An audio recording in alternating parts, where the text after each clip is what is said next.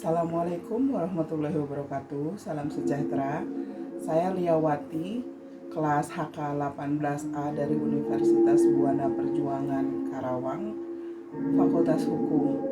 Kali ini saya mau memaparkan tugas dari dosen Ibu Sartika Dewi, mata kuliah Hukum Kesehatan. Ada 10 pertanyaan yang harus saya jawab dan saya paparkan.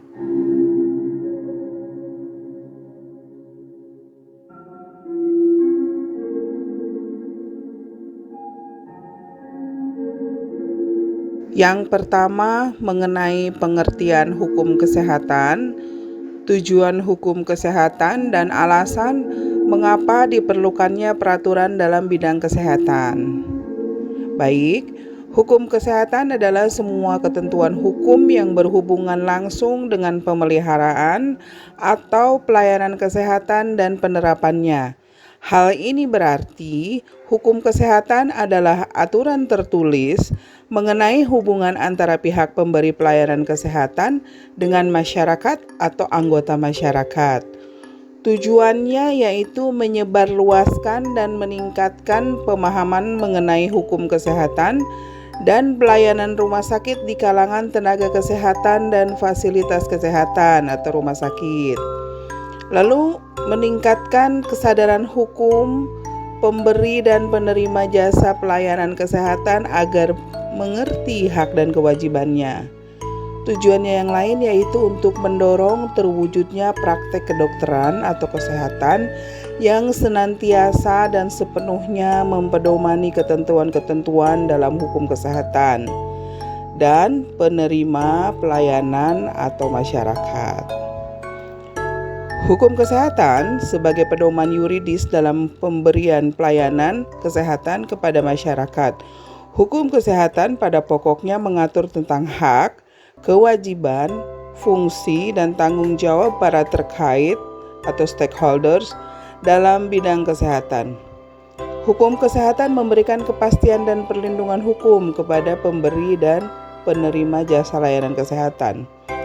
Namun, dalam prakteknya, pelayanan kesehatan yang diberikan oleh tenaga kesehatan khususnya dokter kepada pasien cukup sering menimbulkan masalah hukum dalam hubungan antara dokter dan pasien.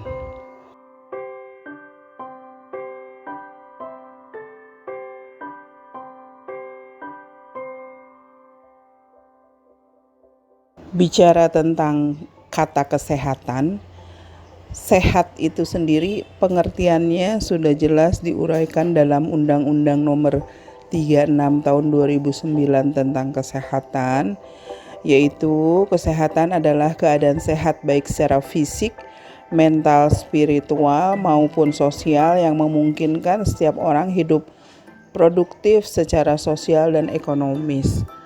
Menurut saya sendiri, sehat itu meliputi kesehatan fisik, badan yang bersih, pikiran yang bersih, dan mempunyai panduan hidup yang bersih.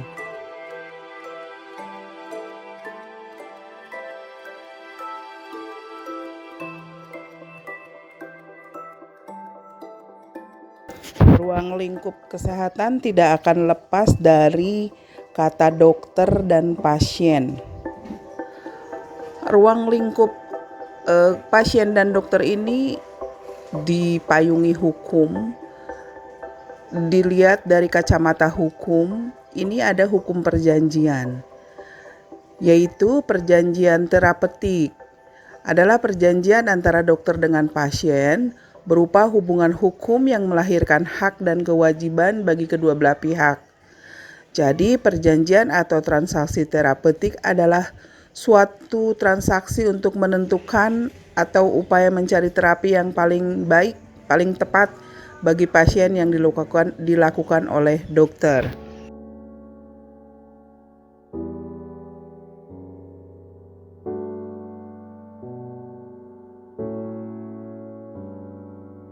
Lalu sumber hukumnya dari mana? Ada sumber hukum formal, itu merupakan tempat atau sumber dari mana suatu peraturan memperoleh kekuatan hukum. Melihat sumber hukum dari segi bentuknya, yang termasuk sumber hukum formal adalah undang-undang, kebiasaan, jurisprudensi, traktat, perjanjian, doktrin. Mengenai undang-undang, ini adalah peraturan negara yang dibentuk oleh alat perlengkapan negara yang berwenang dan mengikat masyarakat.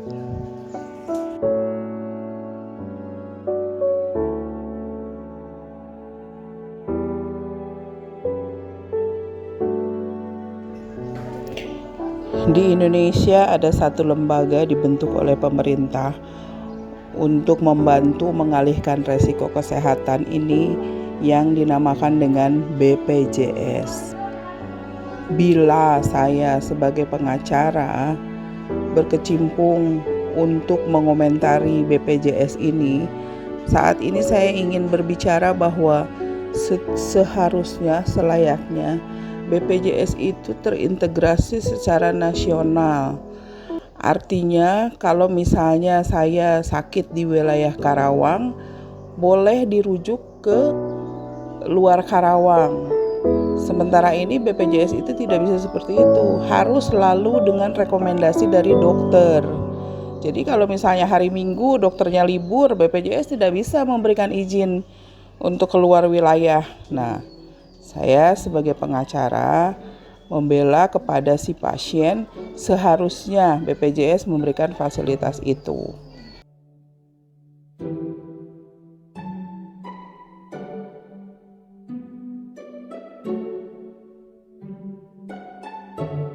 Bidang-bidang kesehatan ini banyak sekali, salah satunya kesehatan reproduksi. Bicara kesehatan reproduksi, saya jadi ingat tentang aborsi. Apa sih sebenarnya yang dimaksud dengan aborsi? Aborsi dianggap jalan pintas bagi sebagian orang. Mereka sebagian besar melakukan aborsi dengan sengaja karena tidak menginginkan bayi yang dikandung. Itu banyak penyebab mereka melakukan aborsi, karena kecelakaan akibat hubungan gelap atau hubungan yang tidak bertanggung jawab ya, atau karena rekomendasi dokter dengan alasan keselamatan si ibu dan bayi.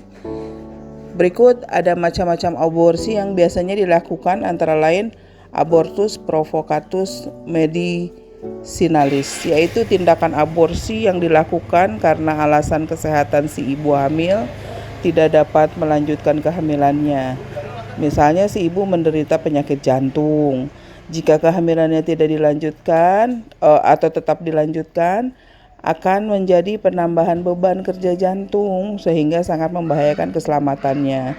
Yang kedua, abortus provocatus criminalis, yaitu TB ini merupakan tindakan secara sengaja mengosongkan rahim dari buah kehamilan yang dilakukan dengan sengaja, bukan karena alasan medis melainkan alasan lain, biasanya hamil di luar nikah.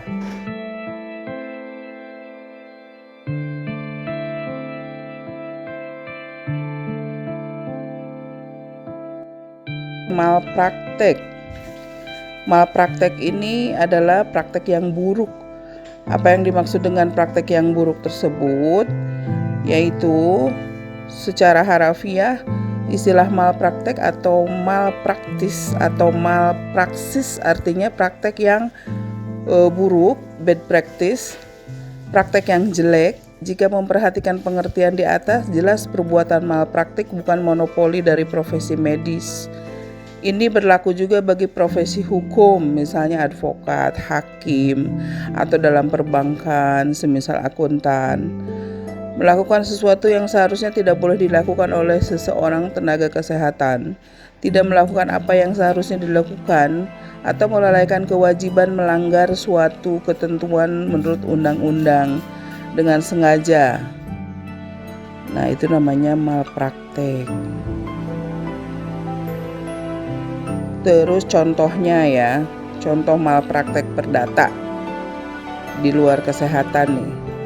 Malpraktek perdata terjadi jika dokter tidak melakukan kewajiban atau ingkar janji yaitu tidak memberikan prestasinya sebagai mana yang telah disepakati. Tindakan dokter yang dapat dikategorikan sebagai malpraktek perdata antara lain tidak melakukan apa yang menurut kesepakatan wajib dilakukan, lalu melakukan apa yang disepakati dilakukan tapi tidak sempurna, dan yang terakhir dia melakukan apa yang disepakati tapi terlambat. Malpraktik pidana terjadi jika perbuatan dilakukan maupun tidak dilakukan memenuhi rumusan Undang-Undang Pidana. Perbuatan tersebut dapat berupa perbuatan positif maupun negatif, berupa kesengajaan atau kelalaian. Contohnya, malpraktik pidana dengan sengaja adalah melakukan aborsi tanpa tindakan medik, mengungkapkan rahasia kedokteran dengan sengaja.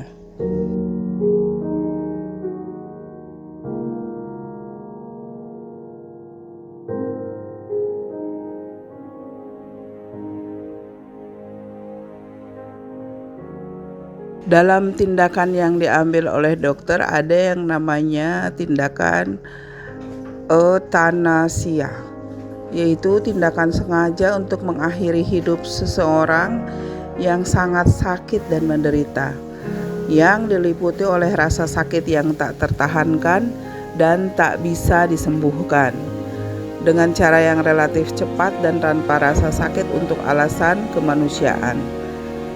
Ini ada beberapa macam euthanasia.